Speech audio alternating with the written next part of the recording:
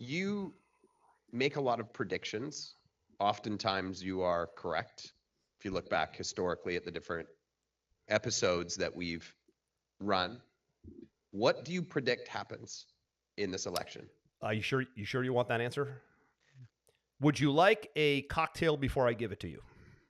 I want to know what you actually think is going to happen I'm versus, afraid to share what I actually think, Aaron, because it's pretty dark.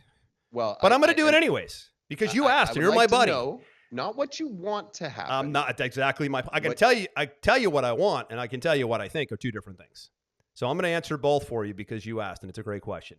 I don't think Trump is electable. I've said this for many years now. If you understand how truly corrupt this Democrat establishment is, for all the reasons we opened the show with, and that's just a small piece of it, there are people who are willing to die and willing to go to jail, Aaron, to see that he's not elected president of the United States again. It's a very scary thing to be. Now, don't take my word for it. He was just shot at, and 91 counts were brought against him. This is lawfare at the highest level. Don't have to take my word for it. Alan Dershowitz, a lifelong liberal Democrat, probably the top legal scholar, Harvard scholar in America, advised the O.J. Simpson trial to success, like O.J. or hate him, wrote the book, Get Trump, exactly how they use lawfare to keep him from running. He didn't have to write it. He's not a Republican. He hates Trump. He's a lifelong liberal Democrat scholar. So lawfare, attempted assassination, I fear that they're going to see one of the two through before November and there's no Trump.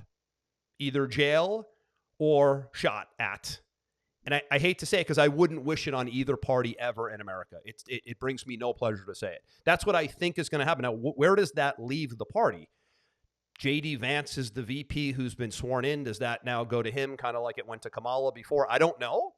But I don't think Trump can get elected. And they also have one of my research groups called Strategic Intelligence also made a prediction that even if Trump does get elected, there's a clause that the Democrats may try to use against him to not allow him to be sworn in due to the January 6th thing. You know, they called it an insurrection, but yet Trump never even used the words. So that whole thing is being weaponized now as well. We won't even get into that, right?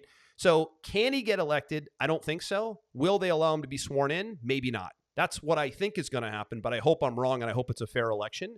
But I don't see how that's possible because the hatred is so high for this one man. But it isn't because of his crimes. And it isn't because what we think. It's because he knows so much. It's the same with Kennedy. These guys want to come in and unwind the machine. They want to come in and unwind corruption at the highest level globally, no less. They want to give choice back to the people. These are things that scare the living shit out of the current regime, and they don't want to lose power. So what they're going to do is they're going to probably continue to try to throw charges at Trump.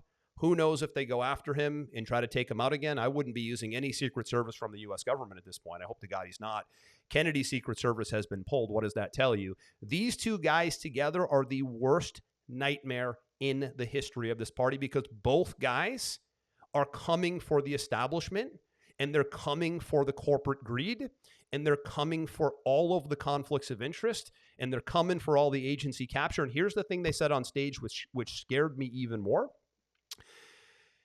They're going to open the JFK files as well.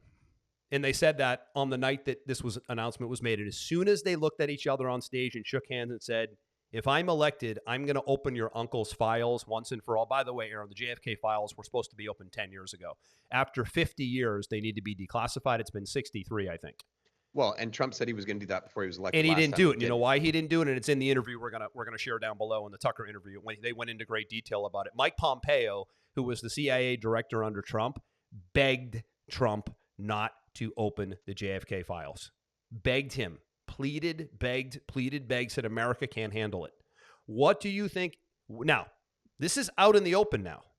The second thing Trump said last week was, I'm also going to open the Epstein files. Ooh. At that point, I was like, me and one of my buddies, we were texting, one of my clients, great guy. We were like, oh, dear God, we hope he has Secret Service protection following him to the bathroom to brush his teeth at this point.